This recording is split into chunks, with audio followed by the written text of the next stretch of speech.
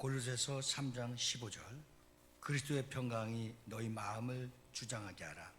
너희는 평강을 위하여 한 몸으로 부르심을 받았나니 너희는 또한 감사하는 자가 되라.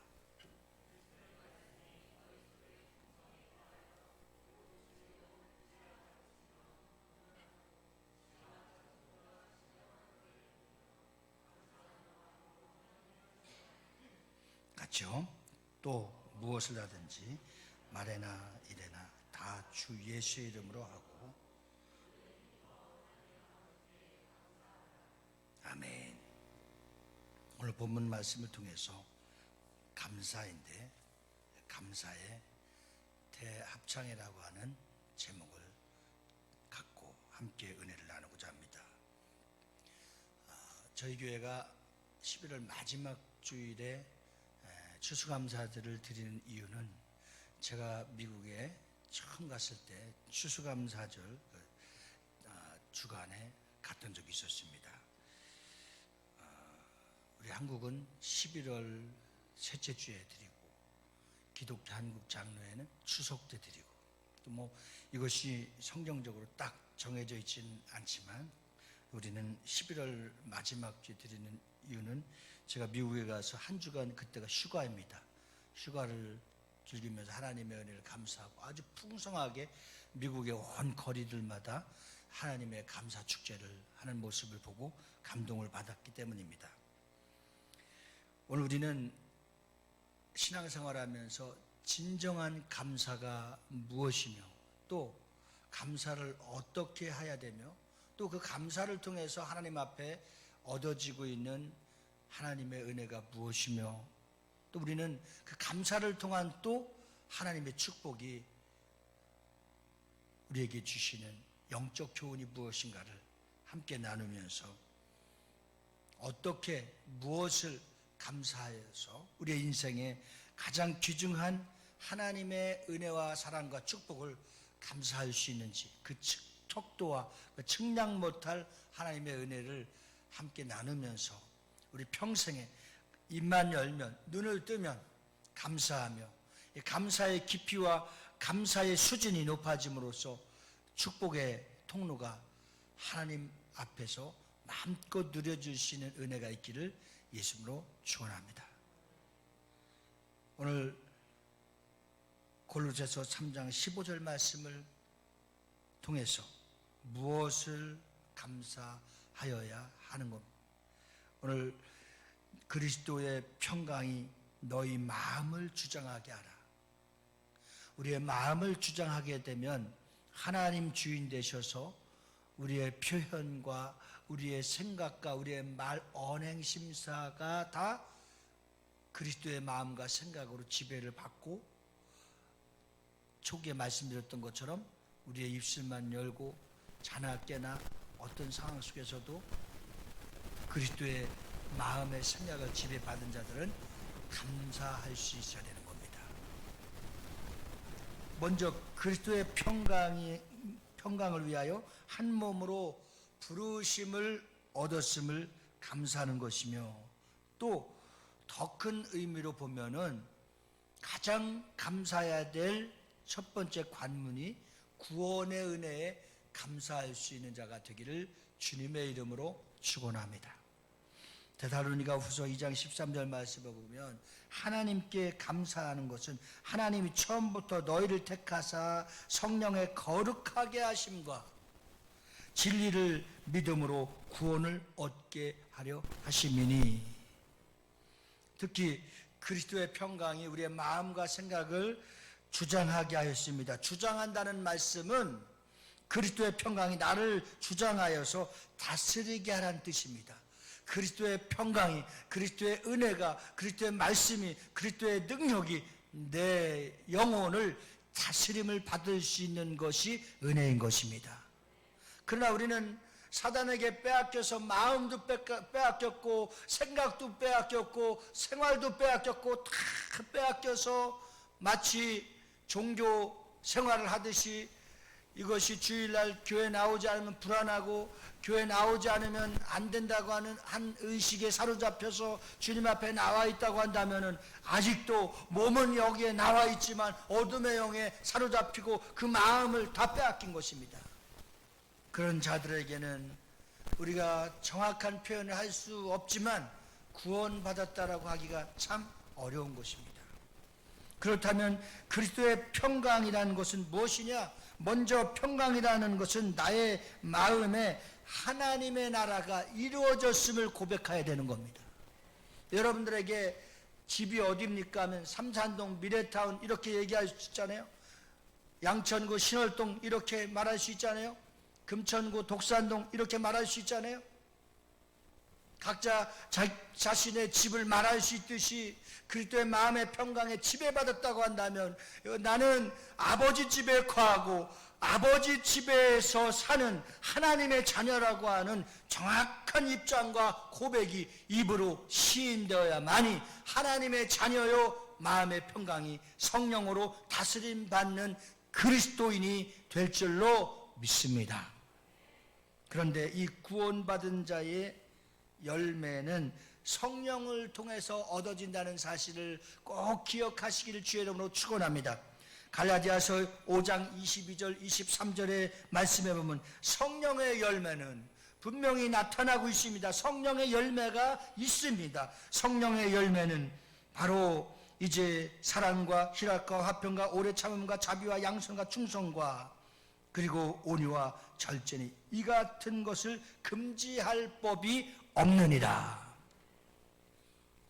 마음에 평강으로 가득 차 있거나 성령의 다스림을 받는 자들에게는 항상 금지할 법이 없는데 자연스럽게 물이 흐름과 같이 봄, 여름, 가을, 겨울이 오는 것과 같이 성령의 열매를 거둬야 될 줄 믿습니다. 추수감사절에는 우리가 거둬야 될 것이 있어야 됩니다. 자녀들이 잘 되는 것도 감사고 또 열매입니다. 여러분들이 신앙생활이 한층 더 높아지고 성장하고 성숙해지는 것도 또한 성령의 열매가 될 것입니다. 또한 우리는 그렇게 심고 얻고 몸부림치며 하나님 뜻대로 살기를 원했으나 더 나쁘게 된 것도 또한 우리는 깨닫고 회개하고 하나님의 절대적인 소유와 그분의 간섭하심을 받을 수 있도록 깨닫게 된 것도 성령님의 은혜가 성령님의 열매로 되살아날 수 있는 기회를 가질 수 있기를 주님의 이름으로 축원합니다. 그런데 죄와 사망의 법과 생명의 성령의 법의 열매가 다르다는 것을 우리 정확하게 인지할 수 있어야 됩니다. 로마서 6장 23절은 죄의 삭은 사망이라고 말하고 있습니다. 죄의 삭은 사망임을 믿으십니까? 그러면 그리스도의 평강은 하나님의 나라로 다스림 받으시는 영생을 얻은 자들의 열매인 것도 믿으십니까? 지옥을 믿으십니까? 천국을 믿으십니까? 그러면 죄와 사망의 법에 속해 있는 것과 성령의 생명의 법에 속해 있는 것을 잘 구별할 수 있는 은혜가 성령의 다스림을 받을 수 있는 능력을 소유한 자들인 겁니다. 사랑하는 성도 여러분, 하나님의 은사는 로마서 8장 6절에 뭐라고 말씀하십니까? 하나님의 성령의 생명의 은사는 뭐라고 했냐? 영생이라는 영생. 육신의 생각은 사망이요 영의 생각은 생명과 평안이니라. 죄 사망의 열매는 사망이지만 생명의 성령의 법은 생명과 평안이라고 그랬습니다. 그러므로 구원을 받았다고 하는 증거는 내 마음에 평안이 있어야 되고 내 마음에 항상 기쁨이 넘쳐야 될 줄 믿습니다. 그래서 여러분 집에 가면 뭔가 좋은 것이 있고 볼 것이 있고 먹을 것이 있고 누릴 것이 있으면 막 집을 들어가고 싶어하고 내 육신의 안식을 장막에서 누릴 수 있도록 빨리 들어가길 원합니다. 그러나 집구석이라고 할까요? 있는 것도 없고 쓸 것도 없고 누릴 것도 없고 아무것도 없고 맨날 밀려있는 것만 있는데 월세만 밀려있으면 들어가고 싶어요? 마찬가지입니다. 죄와 사망의 법에서 우리는 어둠의 영과 싸워서 실패할 때마다 슬픔이 찾아오고 근심이 찾아오고 고통이 찾아오고 나를 힘들게 하고 나를 무너뜨리고 나를 정말 이 밑바닥으로 완전히 깔아뭉개 저 구덩이에 빠지게 되는 겁니다. 그러나 성령의 생명의 법은 어둠의 영을 이길 수 있는 능력을 주시고 예수 이름의 권세를 주셔서 사망의 법을 이길 수 있는 능력을 주신 겁니다.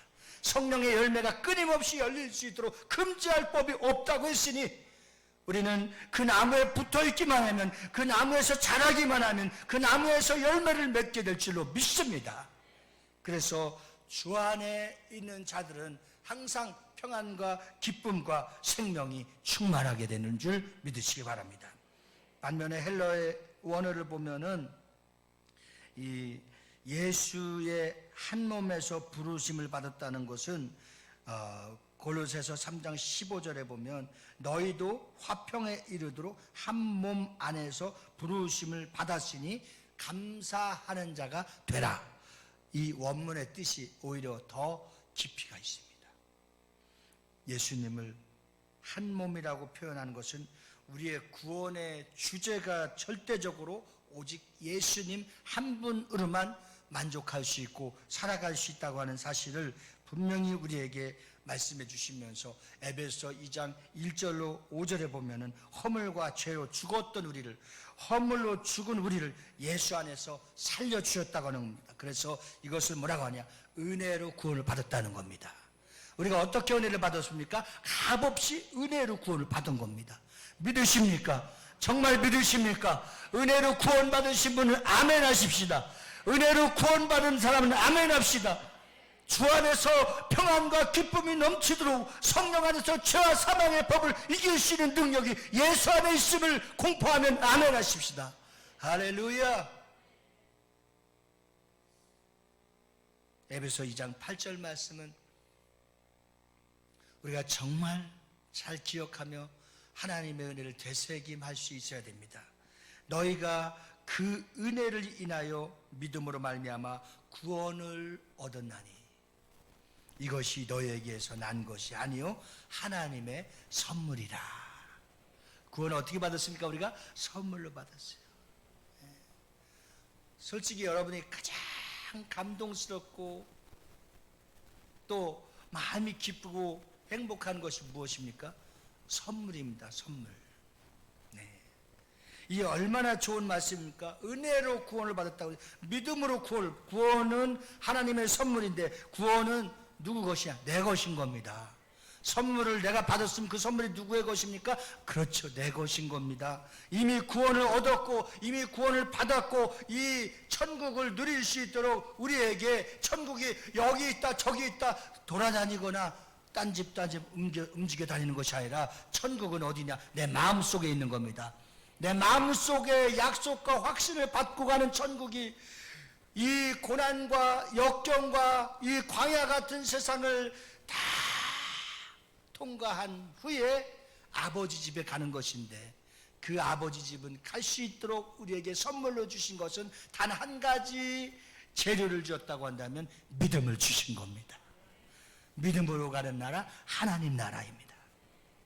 그래서 여러분 여기서 첫 번째 고유명사의 번역은 문제가 있습니다. 그래서 두 번째 각 나라와 언어의 문화적인 차이가 번역되어 있는 것도 한계가 있습니다.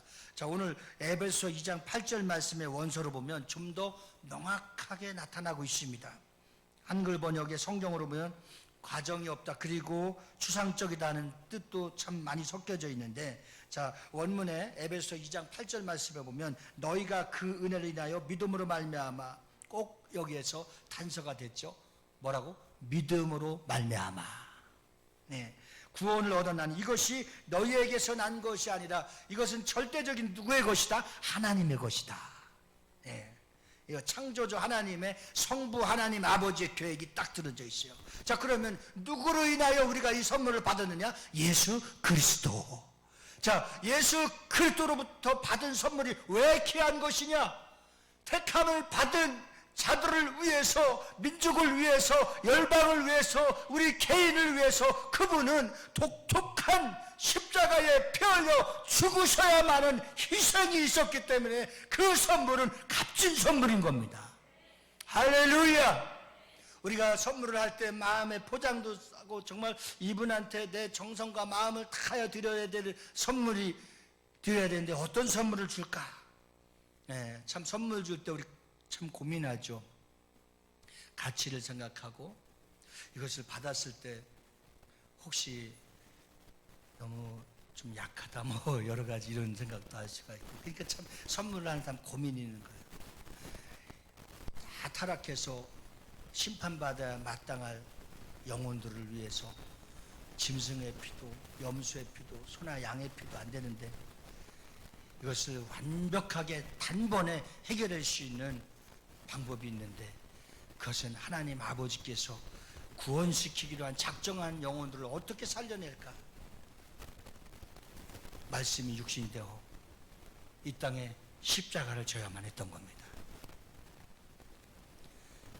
십자가를 지심은 단지 피를 흘리기 위한 것이 아니라 우리가 고통을 받고 있고 어려움을 받고 있는 사망 권세를 이기시고 다시 살아나셔서 부활의 주님으로 나타나셨을 때 불안에 떨고 있었던 제자들에게 가서 내니 안심하라 하면서 그분들을 안심을 주면서 뭐였어요? 평안할지어다. 평안을 주신 거예요. 구원받은 사람들은 평안하고 기쁨이 충만한 겁니다. 오늘 여러분 이렇게 믿음으로 피스티스라는 말은 믿음이라는 건데 피스티스라고 하는 말은 믿음인데 구원을 받는 선물에는 다른 이가 없습니다. 오직 예수 한 분뿐입니다. 우리의 믿음의 대상이 누구? 예수입니다. 예수를 믿는 자들에게 구원을 선물로 받는다는 사실입니다.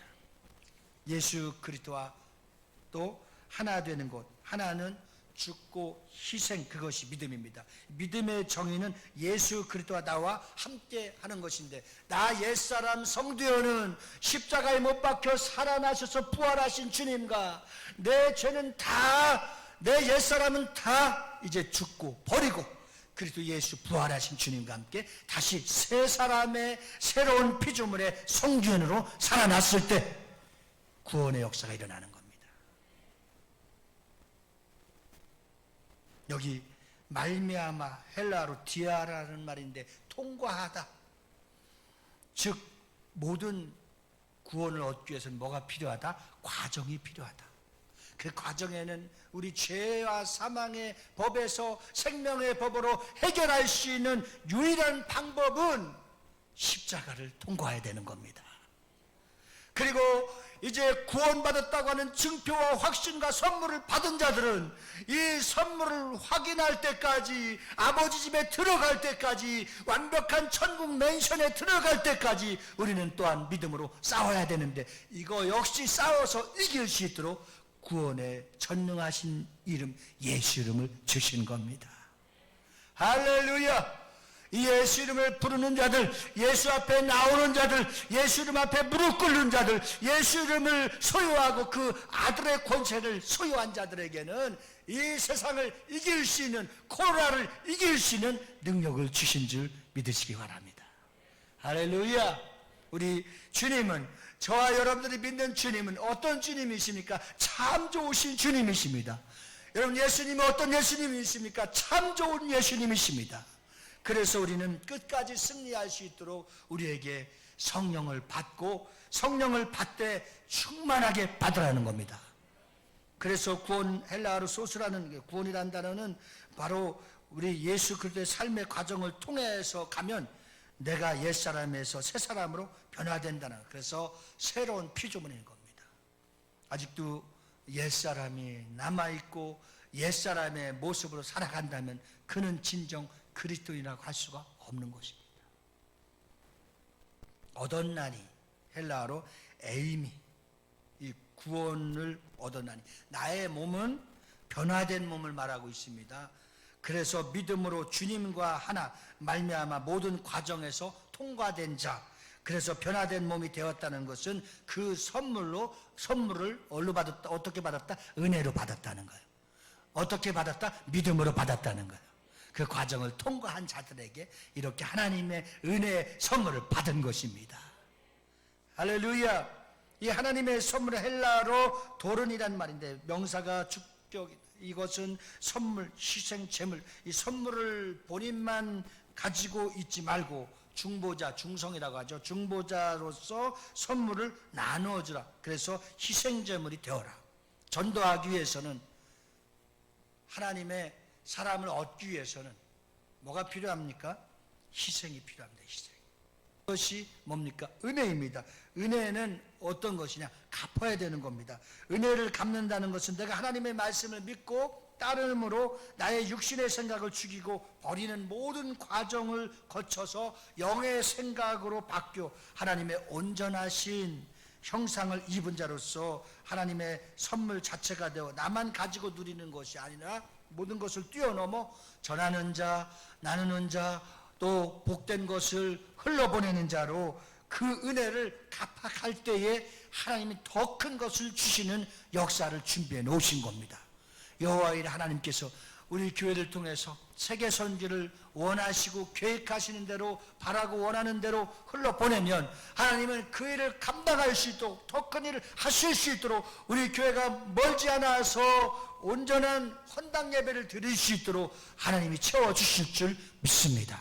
이것이 뭡니까? 믿음인 겁니다. 이것이 무엇입니까? 은혜인 겁니다.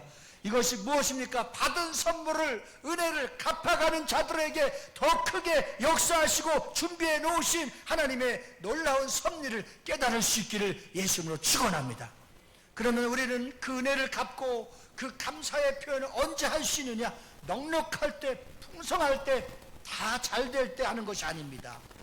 힘들고 어렵고 그럴 때입니다.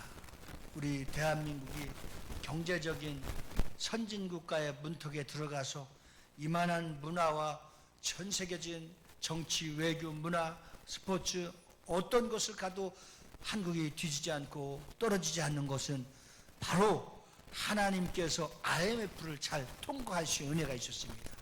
우리는 방송을 통해서 금덩어리를 갖고 온 사람을 받고 저금 통장을 터는 사람을 받고 또 이렇게 많은 돈을 내놓으며 그랬지만, 그러나 어려운 사람들이 모아진 곳, 마치 이슬비가 또랑을 이루고 또랑이 시냇물을 이루고 시냇물이 합쳐져서 이제 강이 되고 강이 합쳐서 큰 바닷물로 흘러가는 것처럼 우리는 작은 것 하나에서, 우리는 할 수 없는 그런 어려움 속에서도 하나님의 은혜를 생각하며 하나님께서 우리에게 주신 은혜를 기억하며 그 은혜를 갚아가며 십시일반 함께 나눈다고 한다면 그 나눔이 커져서 풍성해져서 감당할 수 없을도록 부어주는 역사가 우리 비전교회 여러분들의 삶을 통해서 나타날 수 있기를 예수님으로 축원합니다.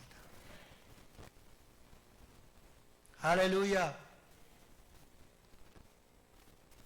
제가 받은 은혜를 감사해서 얼마 전에 지난 추석 때 참으로 내가 목회하면서 최고로 어려운 상황이 왔었어요. 한치 앞을 바라볼 수 없는 경제적인 위기에 담임 목사에게 찾아왔어요. 하나님 앞에 강단에 올라와서 낮에 한낮에 아무도 없는 곳에, 누구도 들을 수 없도록 아무도 없는 곳에 하나님 앞에 기도했어요. 하나님, 내가 은혜를 받은 사람도 많고 또 저들을 은혜를 줄 수 있는 사람을 내가 많이 있는데 이것을 어떻게 갚아갈까요? 그래서 믿음으로 카드를 끊었더니 한 150만 원 끊었어요. 이번 달에 150만 원 갚을 생각하니까 참 캄캄했었어요. 그런데 주는 자가 복이 있다고, 여러분들에겐 정말 죄송해요. 김 큰 거 줬잖아요. 그렇죠? 네. 그래서 이 150만 원 어떻게 갚아갈까 했더니 참 하나님께서 그 타임 때마다 하나님이 50만 원도 100만 원도 30만 원도 이렇게 쫙 채워주시는 걸 봤어요. 이것이 비단 담임 목사뿐이겠습니까? 어떻게 보면 여러분들이 더 간절할 수 있고 여러분들의 생활에 피부로 느껴지는 것이 더 클 수도 있잖아요. 그래서 저는 확신냈습니다. 내가 없는 가운데서도 갚아야 될 빚을 갚고 나눠야 될 은혜를 나누니까 하나님이 그 필요한 이상으로 다 채워주시는 것을 봤어요. 여러분들의 신앙생활에서도 절대 하나님의 것을 도둑질하지 마십시오. 하나님 앞에 한 해 동안 지켜주신 은혜 배은망덕하지 마십시오. 형식적으로 10,000원, 5,000원, 20,000원 이렇게식으로 하지 마십시오. 비들어서라도 하나님 앞에 추수감사절에 1년 동안 지켜줄 가족, 자녀 모두를 생각해서 정말 풍성할 수 있도록 그렇게 하나님 앞에 갚고 드려지는 은혜가 있기를 예수님으로 축원합니다. 이것이 마치 교회가 어려워서 제가 물질을 강조하는 얘기가 아닙니다. 어려울수록 힘들수록 하나님의 은혜를 값지게 최고로 하나님 앞에 감사의 제사를 드리면 하나님은 그 믿음을 보시고 우리의 필요한 것과 빵꾸난 것과 연약해진 것과 부실한 것도 다 기억하시고 하나님이 하나하나 시간마다 채워주실 줄 믿습니다. 사랑하는 성도 여러분, 우리가 못하는 것은 왜 못합니까? 믿음이 없기 때문에 못하는 겁니다. 하나님의 받은 은혜를 값지지 못하기 때문에 무엇인지 못하는 겁니다. 어떤 사람 덜덜덜덜 떨어. 진동의 은사가 왔어. 무엇을 하나 하자고 하면 그냥 덜덜덜덜 떨어. 그냥 평생 떨다 가는 거예요. 우리는 믿음은 일을 저지르고 그 일이 하나님의 뜻에 하나님이 기뻐 받으신 일이라고 한다면 하나님 책임져 주실 것을 갖고 믿음으로 나가는 겁니다. 요단강을 밟을 때 보통 믿음입니까? 홍해를 가를 때 보통 믿음입니까? 딱 한 가지입니다. 전능하신 하나님, 우리 민족과 여기까지도 인도해 주신 에베레스트 하나님께서 책임져 주실 것을 믿고 발을 내딛는 겁니다. 한 사람도 죽지 않았습니다. 한 사람도 실패하지 않았습니다. 젖과 흐르는 가나안 땅을 들어갈 때에 그 애굽에 지급했던 것을 생각하는 사람들을 다 제거시킨 겁니다. 오늘 코로나로 인해서 우리의 믿음이 돛대거나 좌우로나 흔들리거나 여기까지 잘 믿어오던 예수님을 버린다고 한다면 가장 불쌍한 자들입니다. 우리는 이 상황 속에 더 우리의 믿음을 돈독하게 세워서 바로 흠없는 사람이 어디 있습니까? 흠을 말하자면 말하는 것마다 실수고 걷는 것마다 실수고 지나오는 것마다 죄악을 살아갈 수 있습니다. 그러나 하나님은 우리에게 영생을 주셨고 평안을 주셨고 기쁨을 주셨고 은혜를 주셔서 그 은혜를 믿고 바라고 나눈 자들에게 끝까지 책임져 주신다는 사실을 꼭 기억하시기를 예수님으로 축원합니다. 두 번째는 우리가 구원에 감사한다고 한다면 어떻게 감사해야 되는가? 오늘 골로새서 3장 16절 말씀에 보면 그리스도의 말씀이 너희 속에 풍성히 거하여 모든 지혜로 피차 가르치며 권면하고 시와 찬미와 신령한 노래를 부르며 마음에 감사함으로 하나님을 찬양하고. 다 할 수 있는 거 아닙니까? 그렇죠? 다 할 수 있죠. 어떻게 감사해야 될 것인가를 오늘 16절 말씀에 구체적으로 주셨습니다. 그래서 한 뜻을 이렇게 한번 그 성경에다 한번 괜찮으니까 볼펜을 한번 써요. 모든 지혜로 피차 가르치며 동그라미, 권면하고 동그라미, 시와 찬미와 신령한 노래를 부르며 동그라미, 그 다음에 마음의 감사함으로 하나님을 찬양하고 동그라미.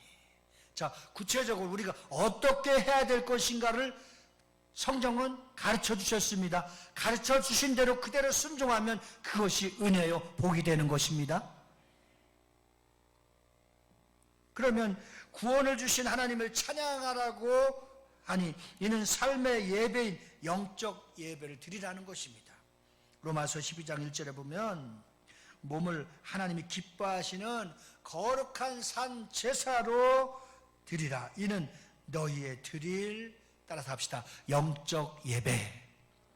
영적 예배. 우리가 드리는 예배가 어떠한 예배가 되라고요? 신령과 진정으로 드리는 영적인 예배가 돼야 되는 겁니다. 이와 같이 진짜 구원의 확신을 가진 자, 또 우리는 예배이고 또 인격적인 예배를 드려서 하나님과의 만남, 교통, 교제가 이 예배 속에 다 이루어지는 겁니다. 찬양을 드리는 예배가 얼마나 하나님이 기뻐 받으신 예배입니까? 또 교회를 대표해서 드리는 기도가 얼마나 공동 예배가 기도가 중요한 것입니까? 찬양대로 성가대로 세워서 레위자슨과 같이 구별된 자를 통해서 찬양을 받으시는 예배가 또한 얼마나 귀중한 예배입니까? 오늘 여러분이 가능하다고 한다면 즉흥적으로 말씀드려서 죄송하다고 말씀드립니다. 우리 성가대가 1년 동안 지켜주시는 애 감사해요. 오늘 예배 후에 연습을 해서 거리두기를 충분히 해서 추수감사절 주일 낮 예배 찬양으로 하나님 앞에 예배 드리기를 원합니다. 그렇게 한다면 하나님이 참으로 기뻐하게 될 줄 믿습니다. 왜냐하면 추수감사절에 온전한 예배, 다 준비된 예배. 그래서 마지막 세 번째는 우리가 어떻게 예배하라고 했냐? 예물로 예배라고 했어요. 누가복음 5장 14절에 보면 제사장에게 내 몸을 보이고 또 내 깨끗게 됨을 인하여 예물을 드려 저희에게 증거하라. 내가 구원받았다는 것, 내가 병이 고쳤다는 것, 내가 하나님의 축복을 받았다는 것, 내가 하나님의 은혜로 살아났다는 것을 어떻게 하라고 그랬어요? 제사장에게 드리라고 했어요. 하나님 앞에 드리고 예물을 드리고 감사함을 드리고. 참 목회하다 보면 무슨 일이 별일이 다 보게 되고 그때마다 감동받을 때가 있습니다. 실망한 것은 다 잊어버리고 감동된 것이 있습니다. 근데 그 감동 속에서 하나님이 일하시는 것을 보게 됩니다. 한 분은 사형 선고를 받았는데 하나님 앞에 함께 기도하고 열심히 성경 공부를 해서 살아났어요. 내가 암 걸려갖고 이 돈을 다 쓰게 된다고 한다면 1,000만 원, 2,000만 원, 3,000만 원을 하나님 앞에 병원에 드려야 되는데 내가 정말 죄송하고 부끄럽지만 거기에 대한 10의 1조 내가 하나님 앞에 감사헌금을 드려야겠습니다. 믿음으로 드린 사람이 있더라고요. 3,000만 원 들어갈 건데 내가 정말 하나님 앞에는 더 드려야 되는데 그렇지 못한 참 나의 믿음 없는 것을 부끄럽게 생각하라고 하면서 300만 원을 드리면서 치유함을 받은 것에 감사한 사람을 봤어요. 우리 교회 수두룩했어요. 많았어요. 우리 신림동에서 내가 목회할 때 병 고침 받아서 하나님 앞에 감사한 분들이 참 많았어요. 지금 25, 6년, 4, 5년이 지난 오늘날에도 그런 감사를 볼 수가 없어요.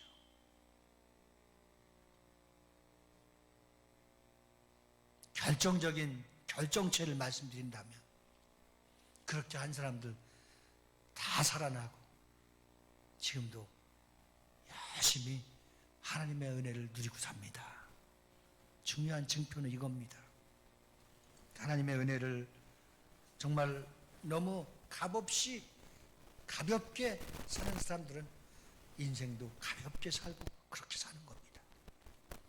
초대교회 성도들은 하나님이 주신 은혜가 너무나 커서 자신의 가진 모든 것을 다 하나님 앞에 드렸습니다. 사도행전 4장 33절 35절에 보면 예수의 부활을 증거하니 우리 무리가 큰 은혜를 얻어 여기서 하나님 앞에 은혜 받은 밭과 집과 모든 걸 다 팔아서 사도들 앞에 두니 그래서 어려운 사람, 가난한 사람, 병든 사람, 고통스러운 사람 이런 사람들에게 다 어떻게 했어요? 나눠줬다 이거예요. 여러분들은 절대 이렇게는 하지 마시기 바랍니다. 들을 것도 없으니까. 그러나 우리가 말씀드린 것은 구원의 은혜 감사, 작은 것에 감사, 우리가 최선을 다해서 감사하여 하나님을 기쁘시게 하여서 하나님의 은혜가 넘치는 역사가 일어나기를 예수님으로 축원합니다. 느헤미야도 종교개혁을 일으킬 때에 하나님의 첫 열매와 11조를 드리면서 하나님의 전을 지키게 하였습니다. 느헤미야서 10장 35절, 30절, 39절에 보면 해마다 첫 열매를 여호와 전에 드리기로 하였고 37절에 보면 또 11조를 레위 사람들에게 주리라 하였나니 39절에 보니까 그리하여 하나님의 전에 버리지 아니하리라. 하나님이 책임져 주셨다는 것. 아브라함도 이삭도 야곱도 부엘세베나 모든 베델이나 가는 곳마다 단을 쌓고 10의 주를 드리며 하나님 앞에 감사의 대제사를 드린 줄 믿습니다. 그런 믿음의 자손들이 다 결국은 복을 받고 승리한 줄 믿습니다.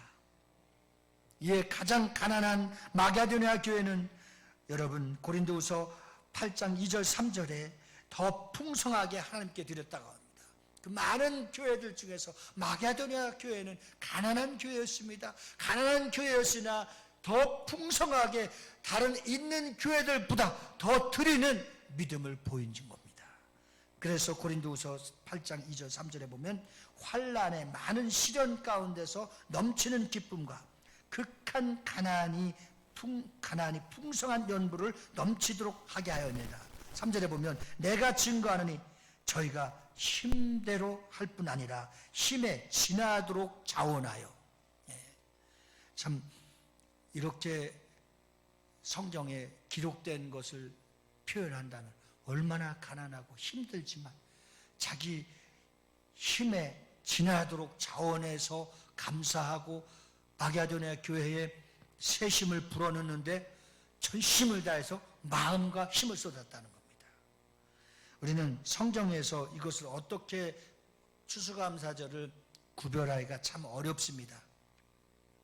그러나 어떤 분들은 스스로 정해서 1년에 11주에 한 달을 드린 자도 있고 어떤 사람은 소 한 마리를 드리는 사람도 있고 이렇게 예물을 드리는 것은 먼저 자신을 하나님께 드리고 하나님의 뜻을 가면서 살아간다고 하는 하나님의 뜻을 쫓아서 살아간다고 하는 뭡니까? 증거입니다. 증거. 그래서 고린도후서 8장 5절에 보면 먼저 자신을 주께 드리고 또 하나님의 뜻을 쫓아 우리에게 주었도다. 창세기 4장 4절 5절을 보면 아벨은 양의 첫 새끼와 그 기쁨으로 드렸더니 여호와께서 아벨과 그 제물을 연락하셨으나 가인과 그 제물을 연락하지 아니하신지라. 가인이 심히 분하여 안색이 변하여. 여러분 어떤 겁니까? 마음의 중심에 진심으로 정성과 하나님의 기뻐 받으시는 예물과 하나님이 원치 않은 예물을 하나님은 어떻게 해서 거두신다는 겁니다. 사랑하는 성도 여러분, 우리는 지을 수 없는 성경의 불안함과 지을 수 없는 충격과 지을 수 없는 성경의 큰 사건을 기억을 한 번 정도는 1년에 한 번 해야 됩니다. 어떤 사람입니까? 아나니아와 삽비라인 겁니다. 근데 참 제가 사도행전 5장 3절 4절과 또 쭉 그 내용을 자세히 살펴보고 분석해 보니까 여러분 우리가 생각하는 그 아나니아 삽비라가 다른 것을 발견하게 됩니다. 자, 한 소유를 팔아서 하나님 앞에 드리기로 자신이 소원했습니다. 그렇죠? 자신이 소원했어요. 그런데 아나니아 삽비라가 하나도 안 드린 게 아니라 그도 어느 정도인지 결산할 수는 없지만 드렸어요. 드리고 나머지 자기 욕심에 끌려 사단에 꿰어서 이것을 서원을 지키지 않았어요. 그의 죽음의 불행은 충격적이었어요. 성경에서 잘 되는 것만 보는 것이 아니라 잘못된 것도 볼 수 있는 영안이 열려지길 주 여러분으로 축원합니다. 이것이 우리가 잘 살아갈 수 있는 표본이 될 수 있는 거예요. 어느 누가 아나니아 삽비라 같이 살기 원합니까? 그러나 그 내용의 분석을 해보니 그가 일부는 드렸다는 거예요. 하나도 안 드린 게 아니라 드렸다는 거예요. 오늘 마귀는 구원받은 이스라엘 백성들에게 얼마나 하나님 앞에 드리지 못하고 하나님의 구원에 감사를 드리지 못하도록 장애물이 심했습니까? 그러나 마귀의 말을 듣지 않고 하나님의 음성과 하나님의 말씀을 듣고 순종한 백성들만 살아난 줄 믿습니다. 우리도 하나님 말씀을 잘 듣고 하나님의 말씀의 구원의 방법과 감사의 방법을 잘 깨닫게 해주신 말씀을 통해서 살아나고 살리는 그러한 은혜가 우리 마음속에 생활 가운데 삶의 터전 가운데 항상 귀하게 나타날 수 있기를 주님의 이름으로 축원드립니다.